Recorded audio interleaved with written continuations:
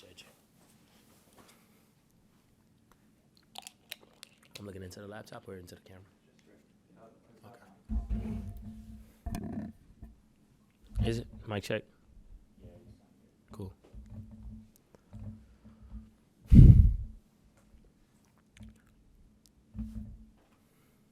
Hey, Kary, how are we doing today? How you doing? I'm well. I don't know. Doing well, thanks for asking. I don't know. I'm just kind of wondering. I don't know who I'm speaking to. Sorry. It's Josh Allen from Buck Support. I'm sorry, I'll announce that. It's all good. Just kind of, just kind of wondering throughout this whole pre-draft process, the pro day, the interviews. Has there been anyone, former player, current player, that you've kind of seeked advice from, picked their brain on what to expect? And then follow-up question is, have you spoken with the Buccaneers at all during the process? Yes, I'll answer that first. I have spoken with the Buccaneers, and it's crazy that you asked who I've been, getting advice from and who's been helping me through this process. One of my best friends, Devin White, we talk day in and day out. He's really, but the conversations we have is just more about, staying focused, putting my best foot forward and making sure that I go out and, showcase what the people around here already know that I can do. Alex Fleming, Florida Sun. How you doing today, Mr. Vincent? I'm well. How about yourself? I'm pretty good. It's pretty here in Florida. That's That LSU squad from a year ago was special. And now that you see that most of your friends and Patriots that were on the squad are either in the NFL or about to be in the NFL, tell me where you stack up amongst all of the defensive backs in the SEC, and what in particular do you need to work on to get ready for the next level in the NFL? Well, personally, I feel like I'm the best slot corner in the SEC. I felt like that when I was here. I feel like I'm the best slot corner in this draft. I won't say that there's one thing that I specifically need to work on as a player, as a person. There's always things that you can get better at, and I'm working on little things day in and day out with coaches, with my trainers, Ryan Clark, Coach Raymond. So, there's always room for improvement, but I feel that I'm on the right foot and on the right track.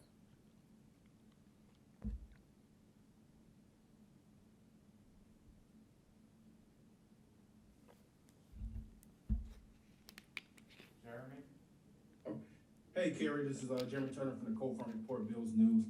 Two-part question here. You faced a lot of talent at LSU the last few years in practice.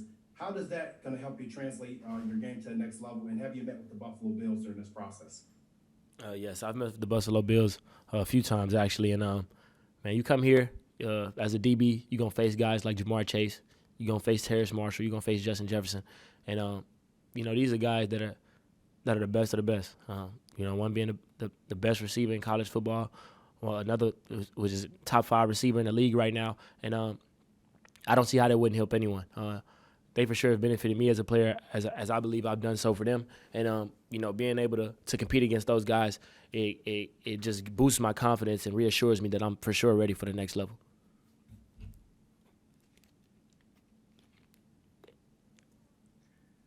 Hey, Kary, this is Josh Sigley with Louisiana Gridiron Football. Speaking of preparing for the next level, how do you feel working with Mo Wells and the House of Athlete prepared you for your pro day today? Greatly. I owe everything to them. The best trainer and speed trainer in the country, Mo Wells, and then they're able to take him and put him in what I believe is the best facility in the country, which is House of Athlete in Western Florida. It's second to none. Mo's a great trainer. He's an even better person, and I really owe him all of this. He's done a lot with me. He's worked with me. I've had the opportunity. I've been knowing him for a few years, so I've been able to work with him on multiple occasions. But that guy's one of the best in the country. Hey, Kary, it's Michael Cobble from Baton Rouge. You kind of just answered it, but if you would, roll back the clock about a year and take me through your decision to opt out. And then once you made that decision, how did you formulate a game plan to ensure that you would be prepared for today? How much time did you spend around the facility, working with Corey?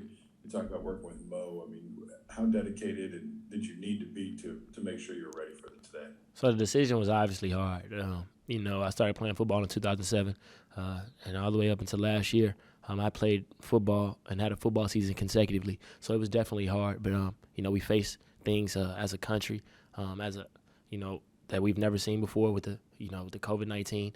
I contracted it myself, recovered from it, and picked up some symptoms that nobody could really identify. And I felt like it was just best for myself, with the uncertainty of the disease, to just step away from the game and try to focus on myself to make sure that myself and my family would be healthy and straight. But it was definitely hard. And once I did that, I went home back to Houston for about a week, came back to Baton Rouge, and me and Ryan Clark got to it. We watched a lot of football, practiced a lot of football, we worked out a lot, and I'm grateful to have people like that around here. Former alum Mo Wells, Ryan Clark. You come here, the networking is great. You have the best people in your corner. How we doing today? This is Samuel Rodriguez from New Stitch Media. I wanted to know, you have been known to have receiver-like hands and that concentration in the cornerback spot. How do you feel that's going to help you excel at that cornerback in the NFL? Usually when guys talk about DBs, is a pass breakups and knocking down balls. But whenever I see a ball, I'm trying to catch it, whether it be with one hand or one finger. I feel like anytime a ball is in my radius, I can catch it. I feel like that separates me from a lot of guys. A lot of DBs are just not used to catching balls.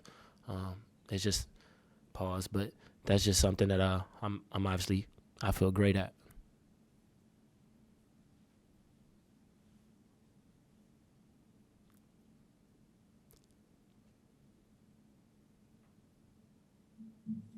Hey, Kary, Jared Roser, TigerDetails.com.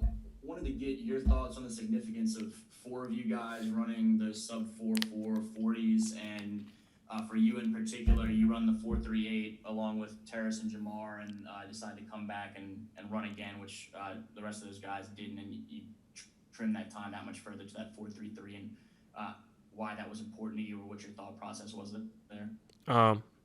So I'll just start off by saying I definitely didn't execute my 40. I still have a lot more in the tank. Probably won't run it again. But the guys who watch my film, who know me, they know I can run. That's just a given. But hey, that just shows that myself and these guys, we've been working. 4.3 is by all means not easy at all. I know people kill for 4.3. I'm not satisfied with it, but I'm so excited for my guys, Terrace, Racy, and Jamar, who were able to also clock down those 4.3s with myself.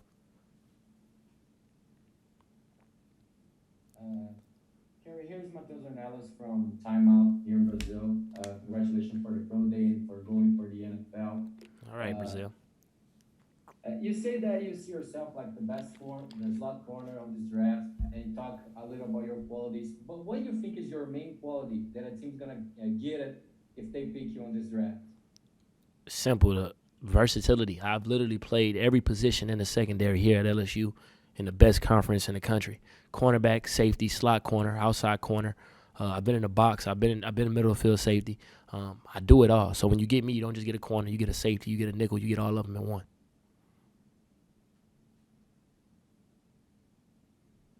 Hey, Kary, Brooks Cabina from The Advocate. Good to see you again and talk with you.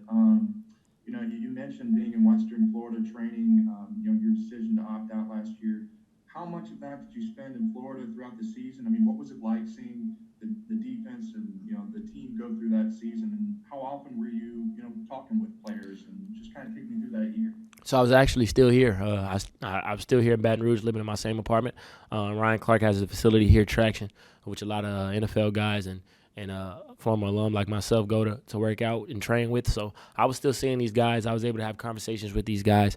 And, it's definitely difficult, especially after winning the national championship and then coming back and having a 500 season. But I feel like those guys, I'm not going to say that they needed that, but they've learned from that. We didn't have many vets return. This year we got some veteran players, and I feel like that's going to be a boost for these guys as they prepare for this upcoming season. We're going to finish with Amos. Last question for Kary. Yeah, Kary, you mentioned your 40 time and being a little disappointed with it. What were you expecting to post in that particular event, and just what was sort of your focus in training? My top end speed is second to none.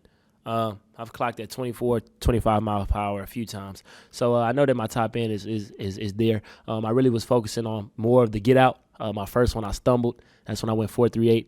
And my second one, I feel like I could have let myself, rest a little bit more. The guys, after they dropped their 4.3s, didn't run again. Me, myself, knowing I had more, wanted to, go again. But like I said, it is what it is. I believe that everything is written.